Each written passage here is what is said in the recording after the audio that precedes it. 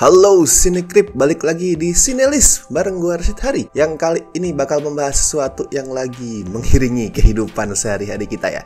Lagi rame menyemarakan beberapa waktu terakhir, yaitu Piala Dunia World Cup. Lebih tepatnya gue bakal kasih rekomendasi soal 7 film yang harus kalian tonton sebelum final World Cup 2022. Di saat video ini dipublish kayaknya tuh final World Cup tinggal sehari gitu. Jadi gue rasa ini timingnya pas biar makin excited menyambut pertandingan antara Prancis melawan Argentina. Ngomongin World Cup dikit ya, di luar kontroversi soal pemilihan Qatar sebagai tuan rumah nih, buat gue secara permainan di lapangan adalah salah satu World Cup paling seru loh. Banyak drama, banyak kejutan. Nah makanya gue kali ini bakal kasih rekomendasi soal 7 film bola yang seru ditonton buat menyambut final Piala Dunia biar makin berasa atmosfernya. Tapi nggak semua film yang gue kasih di sini tuh ngebahas World Cup secara khusus ya. Ada yang emang soal World Cup di lapangan, ada yang soal intrik di luar lapangan yang masih berkaitan sama World Cup, ada yang kondisi pasca World Cup dan lain-lain. Dan seperti biasa, list ini disusun berdasarkan abjad, bukan berdasarkan mana paling bagus atau mana paling jelek. Silakan juga buat yang punya versi tersendiri untuk film bola yang seru ditonton menjelang final World Cup, silahkan bagikan di kolom komentar. Oke, gue akan mulai dari film pertama, yaitu film rilisan 2009 berjudul The Damned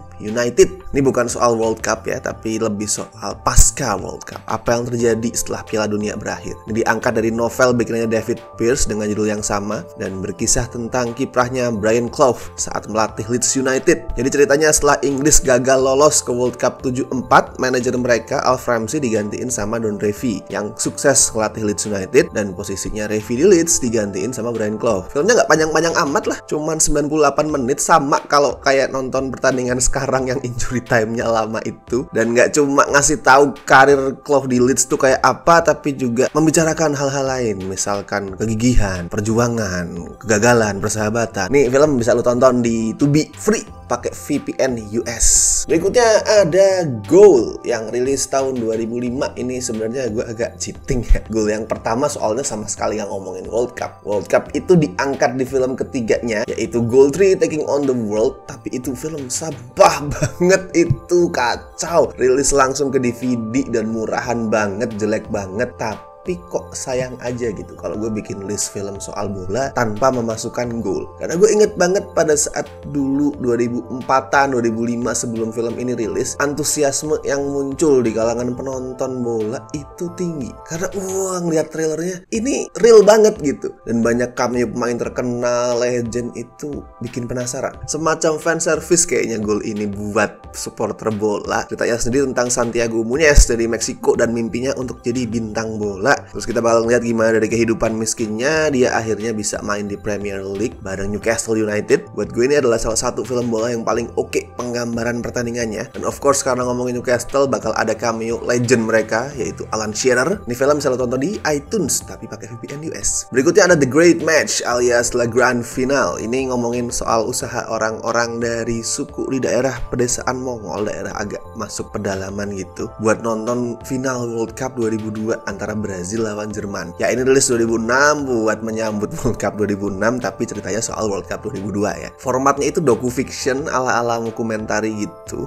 buat ngebungkus komedinya biar berasa realistis dan dekat. Emang cukup dekat sih ceritanya, bahkan buat gue yang orang Indonesia ya, buat kita orang Indonesia ini, karena ngomongin hal-hal kayak wah ini antenanya nggak jelas dan segala macam, itu kerasa dekat banget. Apalagi pada masa itu, pada tahun 2006, di saat belum kayak sekarang streamingan bola masih pakai antena. Ini film bisa lo tonton di Tubi. Seperti biasa kalau di Tubi itu free dan harus pakai VPN US. Next ada Montevideo Taste of a Dream. Film yang jadi perwakilan Serbia di Oscar 2012 ini menceritakan gimana sih asal mula keterlibatan keikutsertaan timnas Yugoslavia di gelaran Piala Dunia pertama tahun 1930. Di situ mereka bisa sampai semifinal sebelum kalah 6-1 lawan Uruguay yang jadi tuan rumah sekaligus juara pada saat itu. Tapi nggak serius-serius amat menariknya nih film.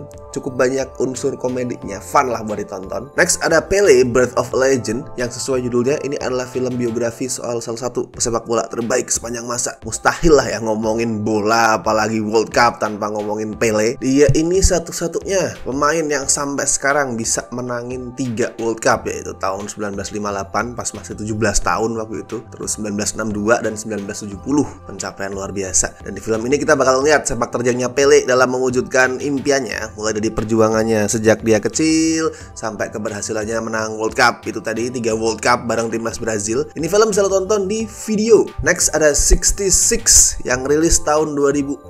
Ini ceritanya soal Bernie Rubens, pemuda Yahudi yang bakal mengadakan bar mitzvah. Awalnya dia tuh udah merencanakan resepsi yang mewah, besar-besaran buat mengungguli kakak laki-lakinya ya. Dia pengen menang dari kakak laki-lakinya soal kemegahan pada saat bar mitzvah. Tapi karena keuangan keluarganya itu merosot, orang tuanya terpaksa menurunkan perayaan itu dan menggelar bar mitzvahnya di rumah biasa aja di London Utara. Dan saat itu tepat di hari yang sama, Inggris itu lagi mencapai final Piala Dunia tahun 1966. Karena itulah banyak tamu yang diundang buat bar mitzvah tuh nggak datang karena mereka lebih memilih buat nonton final Piala Dunia. Nah, di sini kita dikasih lihat nih gimana sih besarnya dan impactfulnya sebuah World Cup, terutama buat orang Inggris ya yang masih menunggu kapan itu coming home. Ini bisa lo tonton di iTunes pakai VPN Inggris of course karena menceritakan soal timnas Inggris. Ketujuh alias terakhir ada The Two Escobars. Kalau penonton bola pasti sudah apal ya, sudah familiar sama nama Escobar, Andres Escobar. Ya, ini adalah orang yang pada tahun 1994 World Cup 94 itu jadi kapten timnas Kolombia, tapi kemudian mencetak gol bunuh diri. Dari seorang pahlawan terus dia berubah jadi pesakitan, from hero to zero lah. Dan bukan cuma jadi pesakitan, habis itu bahkan Escobar tuh dibunuh. Dia meninggalnya tuh dibunuh. Nah, di dokumenter ini Jeff Zimbalist berusaha mengaitkan kisah kelamnya Andres Escobar